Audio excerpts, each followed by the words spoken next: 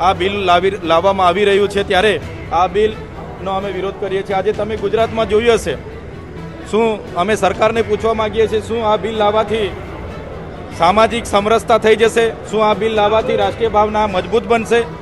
તો સરકાર પાસે એનો જવાબ નથી। સરકાર માત્ર ને માત્ર ચૂંટણીમાં જે લઘુમતી સમુદાયો છે એમને ટાર્ગેટ કરીને આવનારી ચૂંટણીમાં હિન્દુ મુસ્લિમ કરવા માટે આ બિલ લાવી રહી હશે એવું અમને લાગી રહ્યું છે। વિધાનસભામાં હાલ બજેટ સત્ર ચાલી રહ્યું છે અને ભાજપ દ્વારા પોતાના તમામ ધારાસભ્યોને આ વિધાનસભા સત્રમાં 24 તારીખ એટલે કે આજે તમામને હાજર રહેવા માટે જ વ્હીપ જાહેર કરવામાં આવ્યું છે। આ બધાની વચ્ચે ગૃહમંત્રી છે હર્ષ સંઘવી, તેઓ આજે યુસીસી બિલ છે, યુનિફોર્મ સિવિલ કોડ બિલ, તે રજૂ કરવા જઈ રહ્યા છે। આ બધાની વચ્ચે ચૈતર વસાવા એટલે કે આમ આદમી પાર્ટીના ધારાસભ્ય દ્વારા આ યુસીસી બિલનો વિરોધ કરવામાં આવ્યો છે અને તેમના દ્વારા કહેવામાં આવ્યું છે કે સરકાર માત્ર આ બિલ દ્વારા હિન્દુ મુસ્લિમ કરવા માંગે છે।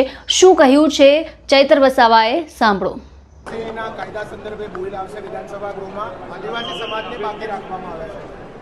આજે ગુજરાત સરકાર દ્વારા વિધાનસભામાં સમાન નાગરિક સંહિતા લઈને જ્યારે બિલ રજૂ કરવામાં આવી રહ્યું છે ત્યારે અમે આ બિલનો આગળ પણ વિરોધ કર્યો હતો અને આજે પણ વિરોધ કરીએ છીએ।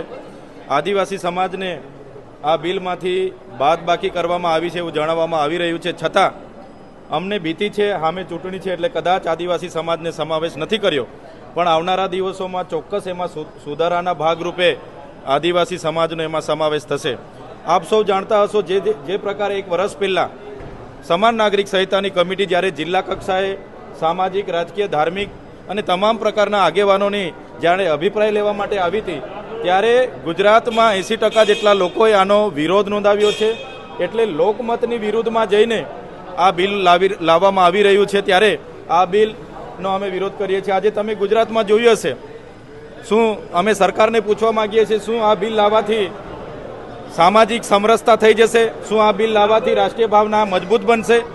તો સરકાર પાસે એનો જવાબ નથી। સરકાર માત્ર ને માત્ર ચૂંટણીમાં જે લઘુમતી સમુદાયો છે એમને ટાર્ગેટ કરીને આવનારી ચૂંટણીમાં હિન્દુ મુસ્લિમ કરવા માટે આ બિલ લાવી રહી હશે એવું અમને લાગી રહ્યું છે।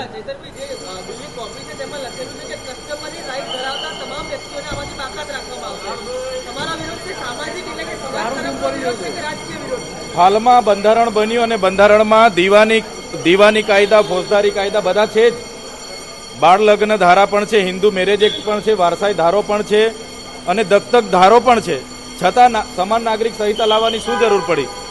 આપણા દેશમાં વિવિધતામાં એકતા એ જ આપણી ઓળખ છે અને બંધારણ આપણા તમામ ધર્મ, જ્ઞાતિ બધા જ લોકોને પોતાના વ્યક્તિગત કાયદા અને સામાજિક કાયદાને બંધારણે પ્રાવધાન આપ્યું છે। મૂળભૂત અધિકારોમાં પણ પ્રાવધાન છે। તો સમાન નાગરિક ધારો લાવવાથી મને એવું લાગે છે કે ચોક્કસ જ્ઞાતિઓને ટાર્ગેટ કરવામાં આવશે અને લોકોને લગ્ન નોંધણીના નામે, લિવ ઇન રિલેશનશીપ નોંધણીના નામે અને છૂટાછેડા માટે કોર્ટમાં લાઈનો લગાડવી પડશે એવું લાગી રહ્યું છે। યુસીસી બિલને લઈને આપના શું વિચાર છે? આપના મંતવ્ય અમને કમેન્ટ બોક્સમાં જણાવો ને મારી ચેનલને લાઇક, શેર અને સબસ્ક્રાઇબ કરવાનું ભૂલશો નહીં। ફરી મળીશું નવા વિડીયો સાથે। મને આપશો રજા। નમસ્કાર।